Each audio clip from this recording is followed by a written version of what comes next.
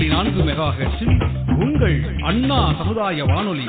புதிய சமுதாயம் படைப்போம்.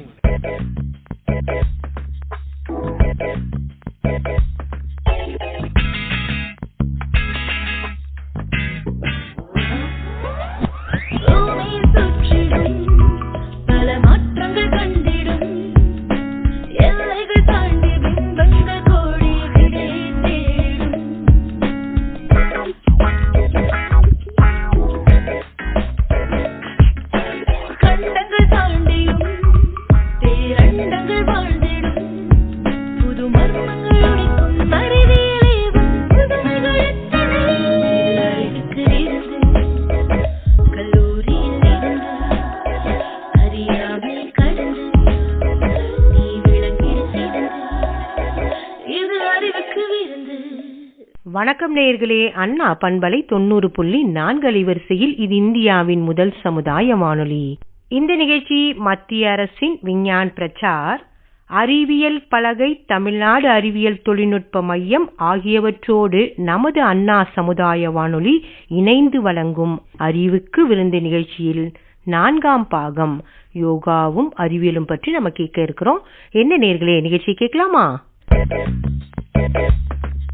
இன்றைய நிகழ்ச்சியில நம்ம யோகா பத்தி நிறைய விஷயங்கள் நம்ம தெரிஞ்சுக்க போறோம். யோகம் என்றால் இணைதல் என்று பொருள். உடலோடு உயிர் இணைய வேண்டும், உயிரோடு மனம் ஒன்றுபட வேண்டும். ஆசனம் என்றால் இருக்கை என்று பொருள். உடலையும் மனதையும் ஒருநிலைப்படுத்தி ஒரு ஆசனத்தில் அமர்வதே யோகாசனம். யோகாசன பயிற்சியை செய்யும் பொழுது மனநலம், உடல் நலம் எவ்வாறு மேம்படுகிறது என்பதை அறிவியல் பூர்வமாக ஆராய்ந்து அறிவோம். இன்றைய சூழ்நிலைகள்ல எங்க கேட்டாலும் சரி ரொம்பவே டென்ஷன் அப்படின்னு சொல்றோம் இல்லைங்களா? இந்த மன அழுத்தத்தை குறைப்பதற்கு இந்த யோகா எப்படியெல்லாம் பயன்படுகிறது அப்படின்றத அறிவியல் பூர்வமாக பல ஆராய்ச்சிகள் நிரூபிக்கப்பட்டு உள்ளன.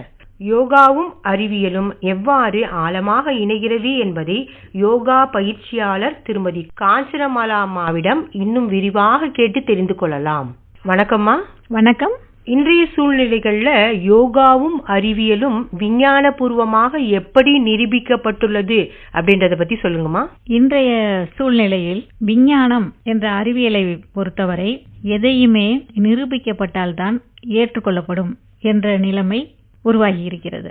ஆனால் இந்த யோகா என்பது பல ஆயிரம் ஆண்டுகளுக்கு முன்னரே இந்தியாவில் வாழ்ந்த சித்தர்களாலும் ஞானிகளாலும் கண்டுபிடிக்கப்பட்டு இவ்வுலகிற்கு வழங்கப்பட்டது. அதுல என்ன ஒரு பெரிய பலவீனம்னா, அன்னைக்கு இந்த அளவுக்கு ஒரு கம்யூனிகேஷன் கிடையாது. பாடல்களாக எழுதி வச்சாங்க. அந்த பாடல்களில் உள்ள மொழி தமிழாக இருந்தாலும் அந்த மொழியை முழுமையாக புரிந்து அதை முழுமையாக விளங்கி கொண்டு அதை பின்பற்றுவதற்கான நிலைமை மிகவும் கடினமாக இருந்தது. மேலும் அவர்கள் எழுதி வைத்ததெல்லாம் ஓலைச்சுவடிகளாக இருந்த நிலையில் அவை காலப்போக்கில் அழிந்து விடும் நிலைமையிலும் போனதனால் இந்த யோகா பற்றிய முழுமையான விழிப்புணர்வு மக்களுக்கு இல்லாமலே இருந்தது. வராகி மிகிரர் அப்படிங்கிறவர் தாவரவியல், மிருகவியல், வானவியல் ஆகியவற்றில் மிகவும் புலமை வாய்ந்த விஞ்ஞானி. இந்த சூரியனை சுற்றும் கோள்களில் ஒன்றுதான் இந்த உலகம்.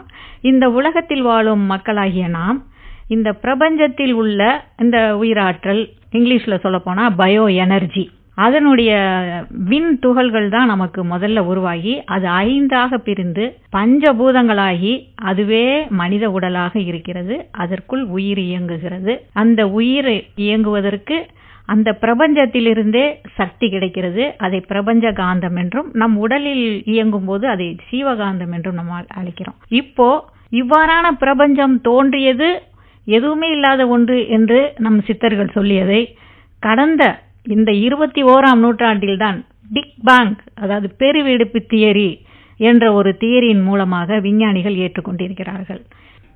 யோகா பண்றதுனால உடல் ரீதியா என்னென்ன மாற்றங்கள் நிகழ்குது, இதை எப்படி அறிவியல் பூர்வமா நிரூபிக்கப்பட்டதுன்னு கொஞ்சம் சொல்லுங்கம்மா. இப்போ விஞ்ஞானம் என்பது நிரூபிக்கப்பட்டால்தான் ஏற்றுக்கொள்ளப்பட்டது என்று மக்கள் நம்பும் இந்த காலத்துல யோகாவையும் அந்த மாதிரி நிரூபிக்கிறதுக்கான மிக உகந்த காலம் இது. அவ்வாறு 20ஆம் நூற்றாண்டில் வாழ்ந்த மெய்ஞானியான வேதாத்ரி மகரிஷி அவர்கள் இரண்டையும் இணைத்து பயிற்சியெல்லாம் நமக்கு கொடுத்துருக்குறாங்க. அதை எப்படிங்கிறத பார்த்தோம்னா நீங்கள் கேட்டது விளக்கமாக வரும். மகரிஷி அவங்க என்ன சொன்னாங்க அப்படின்னா, அவங்கள ஏன் இப்போ நான் மறுபடியும் இங்கே கொண்டு வரேன் அப்படின்னா, நம்ம சென்னையில் பிர்லா கோளரங்கம் அப்படிங்கிற வானவியல் நிலையத்தில் விஞ்ஞானிகள் பற்றிய சில விளக்கங்களும் அவர்களது படங்களை நமக்கு டிஸ்பிளே பண்ணி அவங்க யாரு என்ன பண்ணியிருக்காங்க அப்படிங்கிறத போட்டிருக்காங்க. அதில் வேதாத்திரி மகரிஷி அவர்களையும் ஆன்மீகத்தை விஞ்ஞானத்தை இணைத்த விஞ்ஞானி என்ற முறையில் அவருக்கு அங்கு மதிப்பு அளித்து இடம் கொடுத்திருக்கிறார்கள். அதாவது உடல் ஆரோக்கியமாக நலமாக இருக்கிறதுக்கு இந்த யோகா விஞ்ஞானபூர்வமாக எப்படி பயன்படுதுன்னு நீங்கள் கேட்குறீங்க. அதில் எப்படின்னா, உதாரணமாக கைப்பயிற்சி செய்கிறோம். கைப்பயிற்சி செய்யும்போது கைகளை சுழற்றும் போது அந்த மூட்டுகளில் உள்ள தசை இறுக்கம் சரியாகி இரத்த ஓட்டம் எல்லா ஓட்டங்களும் சீரமைக்கப்படுகிறது. கால் பயிற்சி அப்படின்னு செய்யும்போது பாதத்தில் பஞ்சிங் கொடுக்குறோம், பாதத்தில் அழுத்தி கொடுக்குறோம். அப்படி அழுத்தி கொடுக்கும்போது நம்ம உடம்புல உச்சந்தலையிலிருந்து உள்ளங்காலில் போய் தான் அத்தனை நரம்புகளும் சேருது, அங்கே தான் போய் முடியுது. அந்த நரம்புகள்லாம் தூண்டப்படுகிறது. 72,000 நாடி நரம்புகளும் அப்போது தூண்டப்படுகிறது. அதுக்கப்புறம் எடுத்துக்கிட்டிங்கன்னா, இந்த தசைநார் மூச்சு பயிற்சிங்கிறது உடம்புல நடுப்பகுதியான நம் கிட்னி, செரிமான மண்டலங்கள், உள்ள இருக்கிற சுரப்பிகள், குடல், பெருங்குடல், சிறுகுடல், அது இனவிருத்திக்கான மண்டலம், அனைத்து அங்கங்களுமே தூண்டப்பட்டு அவற்றில் உள்ள சிக்கல்கள் சற்று நீங்கப்பட்டு எல்லா ஓட்டங்களும் என்றால் நம்ம உடம்புல ஓடுற ரத்த ஓட்டம், காற்றோட்டம், வெப்ப ஓட்டம், அனைத்து ஓட்டங்களுமே சீராகி நம்மை ஒரு முழுமையான இயக்கத்திற்கு கொண்டு செல்கிறது. அதுலேயே அடுத்து மூச்சு பயிற்சி அப்படின்னு எடுத்துக்கிட்டிங்கன்னா, இந்த மூச்சு பயிற்சி நம்ம செய்யும்போது நுரையீரல் சீராக விரிவடைகிறது. எத்தனை பக்கங்கள் உள்ளதோ மேலும் கீழும் பக்கவாட்டிலும் எல்லா விதங்களிலும் சீராக விரிவடையும் போது நாம் உள்ளிழுக்கும் காற்று அதிகமாக செல்லும் போது நம்மால் அதிகமாக பிராணவாயுவை கிரகிக்க முடிகிறது. அவ்வாறு நாம் அதிகமாக பிராணவாயுவை கிரகிக்கும் போது மனச்சோர்வு, உடல் சோர்வு போன்ற அனைத்தும் நீங்கி நாம் சுறுசுறுப்பாக அன்றைய நாளை தொடங்கி செயல்பட முற்படுகிறோம். அம்மா, இப்ப உடல் பத்தி நிறைய விஷயங்கள் நீங்க சொல்லிட்டீங்க. இப்ப உளவியல் ரீதியாக யோகால என்ன மாதிரியான மாற்றங்கள் நிகழுது, அதை பத்தி சொல்லுங்க.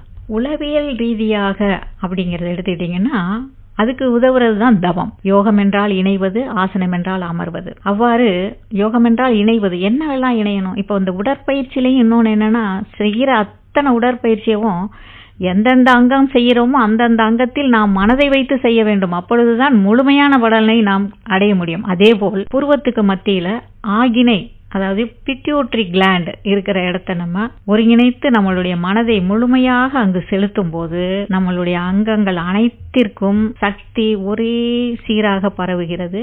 அனைத்து அங்கங்களும் ஒரே சீராக செயல்படுகிறது. குறிப்பாக மாணவர்களுக்கு இந்த ஆகினை பயிற்சியும், அடுத்து இந்த துரியம் என்று சொல்லப்படும் உச்சியில் மனதை வைத்து செய்யும் தவம், உச்சியில் மனதை வைத்து செய்யும் போது அங்கு பீனியல் கிளாண்ட் எனப்படும் சுரப்பி தூண்டப்படுகிறது. இவை இரண்டையும் மாணவர்களுக்கு சொல்லிக் கொடுக்கும் போது மனம் ஒருங்கிணைத்து, இன்டகிரேட்டட் மனம் ஒருங்கிணைத்து அவங்க கவனச்சிதறல் ஏற்படாம பாதுகாக்கிறது இந்த தவம்.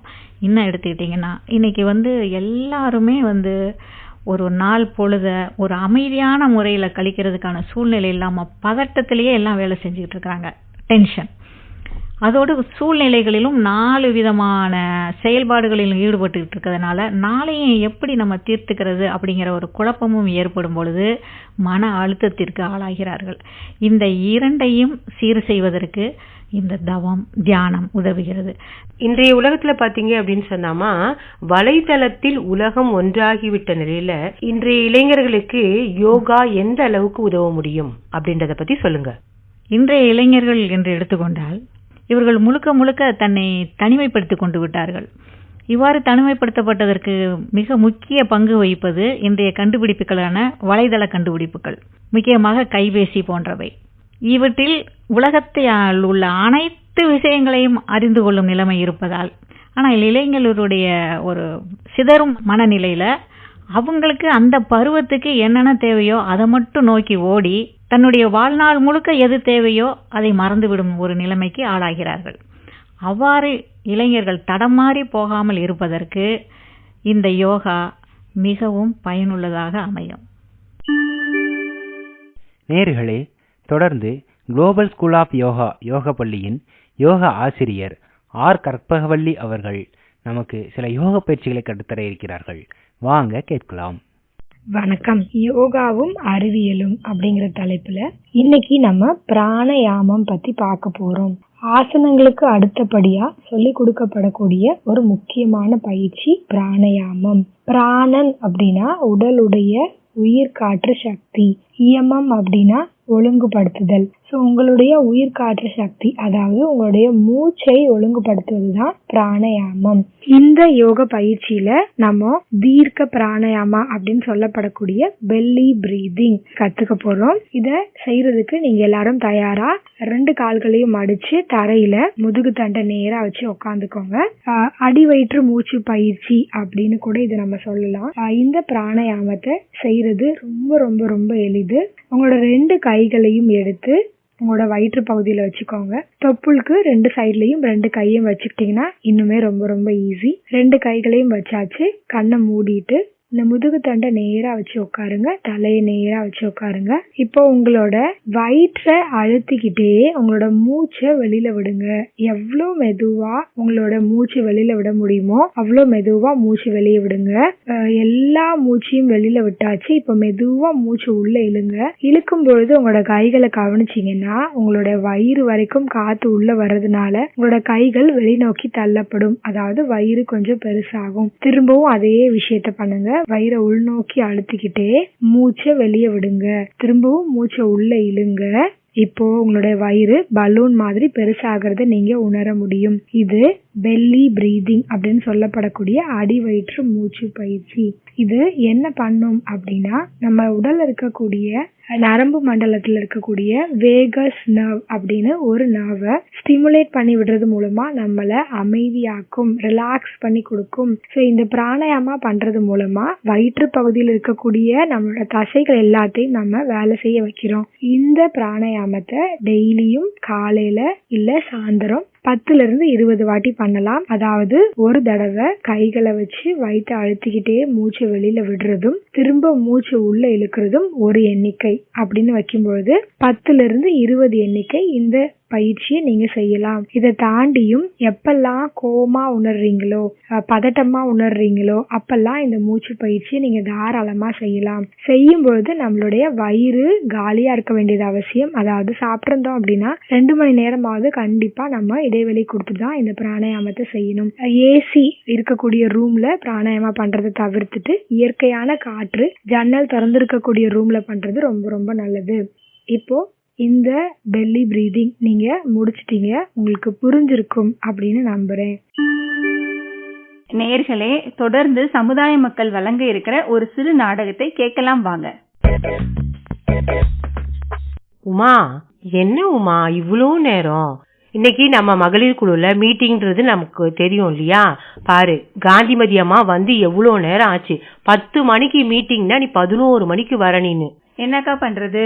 மகளிருக்கு லோன் வாங்கும் போது ஈஸியா வாங்கிடுறாங்க, கட்டும் போது லேட் பண்றாங்க. அதெல்லாம் வாங்கிட்டு வர ரொம்ப லேட் ஆயிடுச்சுக்கா. ஏதோ யோகா பத்தி ஒரு அம்மா பேசுறாங்கன்னு எல்லாம் சொல்லிக்கிட்டாங்க. அது என்னதான் சொல்றாங்க, வாங்க கேட்போம். சரி சரி, இதோ இங்க உட்காரு. உனக்காக சேர் எல்லாம் புடிச்சு வச்சிருக்கேன் நானு. பாரு மேடம், பாரு ஒன்னையே பாக்குறாங்க பாரு. அம்மா என்னதான் சொல்றாங்கன்னு கேட்போம் பாங்கக்கா. நல்ல விஷயங்கள்லாம் சொல்லுவாங்கன்னு நினைக்கிறேன். யோகா பத்தி எனக்கு ஒண்ணுமே தெரியாது. எங்க காலைல எழுந்திரிச்சா சமைச்சிட்டு சாப்பிட்டு காலைல இருந்து நைட்டு வரைக்கும் வேலையே சரியா போகுது. என்னமோ யோகா யோகான்னு சொல்றாங்க. யோகாவால நமக்கு என்னதான் நன்மை கிடைக்க போகுதுன்னு கேட்கலாம். அம்மா என்ன சொல்றாங்கன்னு இன்னொரு தடவை பார்க்கலாம். வாங்க இங்க உட்காருங்கக்கா, கேட்போம். மேடம் எல்லாரும் வந்துட்டாங்க மேடம். இப்ப நம்ம வந்து மகளிர் குழுல இன்னைக்கு மீட்டிங். சாரி மேடம், ஏன்னா ஒரு சில பேர் அவங்க வீட்டு வேலைகள்லாம் இருந்தது, அதெல்லாம் முடிச்சுட்டு தான் இப்ப வந்திருக்காங்க. மீட்டிங் ஸ்டார்ட் பண்ணலாம் மேடம். வணக்கம்ப்பா. சரி, லேட்டா வந்தா என்ன, எல்லாருக்கும் தான் இப்போ வந்து வேலை இப்படியோ நிறைய தான் இருக்குது. என்ன பண்ணுவாங்க, அவங்க அப்படிதான் வருவாங்க. சரிப்பா, நம்மளுடைய மீட்டிங் ஆரம்பிப்போம். மேடம், இப்ப நாங்க வந்து தீர்மான நோட் புக்கு எல்லாமே நாங்க எழுதிட்டோம் மேடம். அது பத்தாதுன்னு பாத்தீங்கன்னா நிறைய பேர் லோனை வாங்கிட்டு கட்டாமையும் இருக்காங்க. அவங்க நேம் எல்லாத்தையும் நாங்க கொண்டு வந்துட்டோம். இப்ப லாஸ்ட் டைம் பாத்தீங்கன்னு சொன்னா நீங்க வந்து கம்ப்யூட்டர் ட்ரைனிங் அந்த மாதிரி எல்லாம் கொடுத்தீங்க, அதெல்லாம் நாங்க அட்டென்ட் பண்ணோம். இப்ப பாத்தீங்கன்னா யோகா ட்ரைனிங் கொடுக்குறேன் அப்படின்னு சொல்றீங்க. அப்படின்னா என்ன மேடம், யோகானா என்ன? ஒன்னும் புரியல. யோகானா என்ன அர்த்தம் தெரியுமா உங்களுக்கு? இணைவா இருக்கிறதுன்னு அர்த்தம். இணைவா இருக்கிறது என்ன, ஒருத்தருக்கு ஒருத்தர் புரிஞ்சுக்கிட்டு நல்லா இருக்கிறதுன்னு அர்த்தம். இப்போ மனிதர்கள் ஒருத்தர் புரிஞ்சுக்கிட்டு நல்லா இருந்தா மட்டும் போதுமா? நம்ம உடம்புல எல்லாம் இணைவா இருக்கணும்ல. ஆமா, உடம்பும் மனசும் ஒன்னா இருக்கணும். நம்ம என்னத்தையோ பண்ணிக்கிட்டு மனசை எங்கேயோ அலைய விட்டுக்கிட்டு கிடந்தோம்னா செய்யற வேலை சரியா இருக்குமா? சரியா இருக்காது. சரி விடுங்க. அப்ப பாத்தீங்கன்னா கைக்கு வேலை நிறைய இருந்தது, பாத்திரம் தேய்ச்சாங்க, மாவை ஆட்டினாங்க, அம்மியில அரைச்சாங்க. இப்ப பாரு, பட்டனை தட்டுனா 2 இட்லியும் சட்னியும் தட்டுல வருது. சரி அதுதான் போகட்டும், குனிஞ்சு நிமிந்து கூட்டுறாங்களான்னு கேட்டா அதுவும் இல்லை. அதுக்கு இம்மானியில கம்பா வச்சுக்கிட்டு குனியாம நட்டமா நின்றுக்கிட்டே செய்யறாங்க. இப்படியெல்லாம் இருக்கிறதுனால இந்த உடம்பு நமக்கு பயன் தருவதுல ரொம்ப அதுவும் சோம்பேறியா போகுது. அதுக்கு என்ன செய்யணும்? அதுக்கு தான் இந்த யோகா. இந்த உடம்ப நல்லபடியா வச்சுக்கிட்டு அது செய்ய வேண்டிய வேலைகள் எல்லாம், உடம்புனா நம்ம கை, காலு, கண்ணு, மூக்கு, வாய், உடம்புக்குள்ள இருக்கிற எல்லா உறுப்பும் அது நல்லபடியா இயங்கணும். அப்படின்னா அதுக்கு செய்யற பயிற்சிகளுக்கு பேர் தான் யோகா. நம்ம ஏற்கனவே கையாலையும் காலாலையும் உடம்ப வளைச்சு செஞ்சுக்கிட்டு இருந்த செயலெல்லாம் இப்போ கருவிகளை வச்சு செய்யறோம். அதுக்கு பதிலா இந்த யோகா செய்யும் போது என்னதான் நம்ம கருவிகளை வச்சு செஞ்சாலும் நம்ம உடம்ப ஆரோக்கியமா பாதுகாத்துக்கலாம். புரியுதா? சரிம்மா, நீங்க நல்லதுதான் நீங்க சொல்றது. யோகா உடலுக்கு மட்டும் சொல்றீங்க. இன்னும் எங்களுக்கு ஒரு சந்தேகம் இருக்கு. காலையில எழுந்திருச்சு எங்க வீட்டு ஐயா ஒன்று சொல்றாங்க, எங்க மாமியாரை பார்த்துக்கணும், நாங்க எங்க குழந்தைகள் எங்க குடும்பத்தெல்லாம் பார்த்துக்கணும். ஏதாவது சொன்னா எங்களுக்கு மனசு ஒரு மாதிரி வலிக்குது. இதுல இருந்து வெளிவந்து நானும் சந்தோஷமா இருக்கணும், எங்களை சுத்தி உள்ளவங்களும் சந்தோஷமா இருக்கணும். இதுக்கு ஏதாவது வழிமுறை இருந்தா சொல்லுங்கம்மா.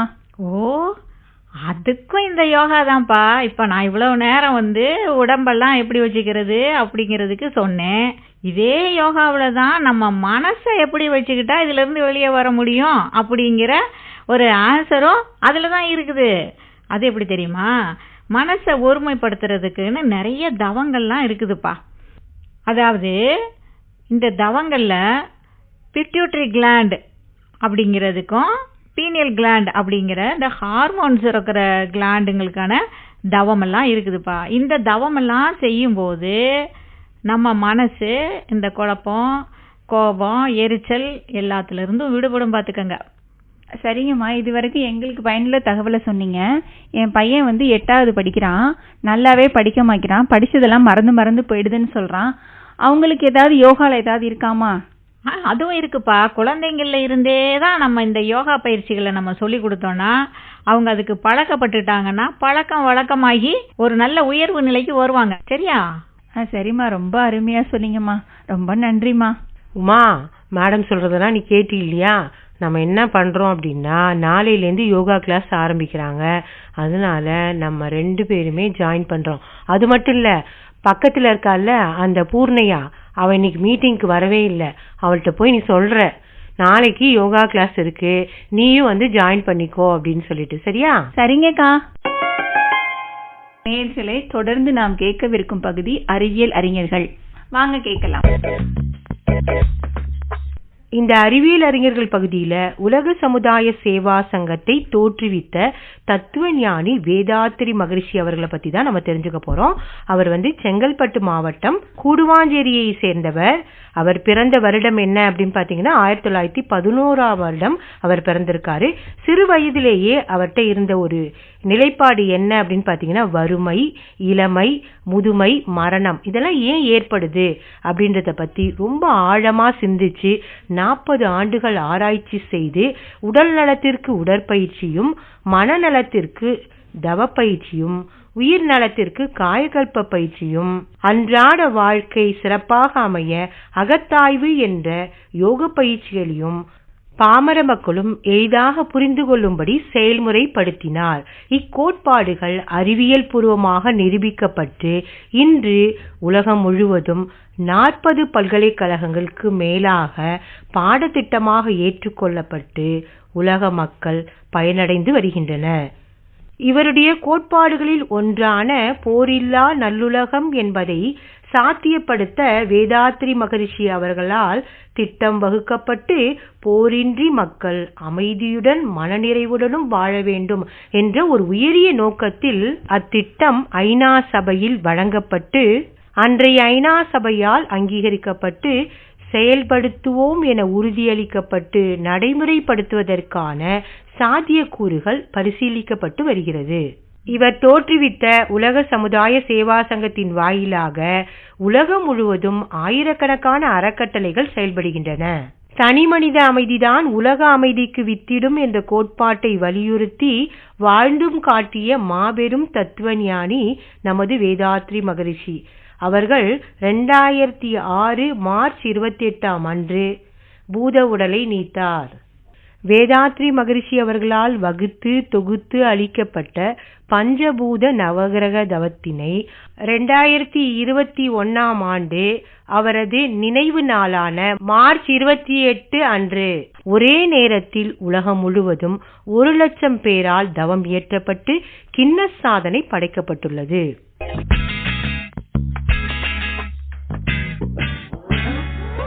நேயர்களே, தொடர்ந்து நாம் கேட்கவிருக்கும் பகுதி அறிவியல் செய்திகள். அறிவியல் செய்தி. யோகா சம்பந்தமான சில குறிப்புகளை இப்ப நாம தெரிஞ்சுக்கலாம்.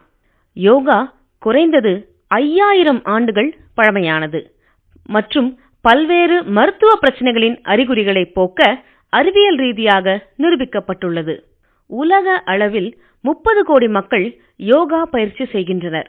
அனைத்து யோகா பயிற்சியாளர்களில் 72% பெண்கள். குறிப்பாக அமெரிக்கர்கள் ஒவ்வொரு ஆண்டும் யோகா பயிற்சிக்காக $16 பில்லியன் செலவிடுகின்றனர். இன்று 100க்கும் மேற்பட்ட யோகா பாணிகள் உள்ளன. இவை ஹத யோகா, ராஜயோகா, ஞான யோகா, பக்தி யோகா, கர்ம யோகா, கிரியா யோகா இவற்றிலிருந்து வந்தவை. சமகால யோகாவில் சுமார் 200 யோகா ஆசனங்கள் உள்ளன. இவற்றில் 84 பாரம்பரிய ஆசனங்கள் இன்று நடைமுறையில் உள்ளன. யோகா நெகிழ்வுத்தன்மையை மேம்படுத்துகிறது, மன அழுத்தத்தை குறைக்க உதவுகிறது, மன ஆரோக்கியத்தை மேம்படுத்துகிறது. குழந்தைகள் மற்றும் இளம் பருவத்தினருக்கு உணர்ச்சி, மன, உடல் ஆரோக்கியத்தை மேம்படுத்தும் ஒரு பாதுகாப்பான மற்றும் சாத்தியமான பயனுள்ள சிகிச்சையாக யோகா உள்ளது.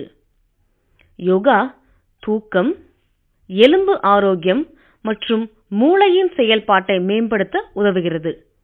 குழந்தைகளை சுயமாக ஒழுங்குபடுத்தவும், பணியில் கவனம் செலுத்தவும், பிரச்சனைகளை அமைதியாக கையாளவும் யோகா உதவும்.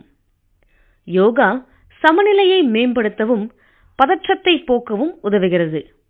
தொடர்ந்து பயிற்சி செய்யும் போது மன உடல் வலிமை அதிகரிக்கவும் கூடும்.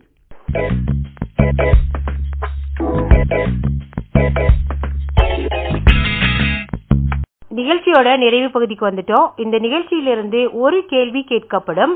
இந்த கேள்விக்கான சரியான பதிலை வாட்ஸ்அப் மூலமா அனுப்புற நேயர்களிலிருந்து 3 அதிர்ஷ்டசாலிகள் குலுக்கல் முறையில தேர்ந்தெடுக்கப்பட்டு பரிசுகள் வழங்கப்படும். இன்றைய நிகழ்ச்சிக்கான கேள்வி, EEG என்பதன் விரிவாக்கம் என்ன? Option A electro echo cardiogram, option B electro encephalogram. மீண்டும் ஒரு முறை, EEG என்பதன் விரிவாக்கம் என்ன? Option A electro echo cardiogram, option B electro encephalogram. இந்த கேள்விக்கான சரியான பதிலை அனுப்ப வேண்டிய வாட்ஸ்அப் எண் 9786757115. மீண்டும் ஒரு முறை, 9786757115. இந்த நிகழ்ச்சியில் 3ஆம் பாகத்தில் கேட்கப்பட்ட கேள்வி, BOD என்பதன் விரிவாக்கம் என்ன? Option A biological oxygen depreciation, option B biochemical oxygen demand.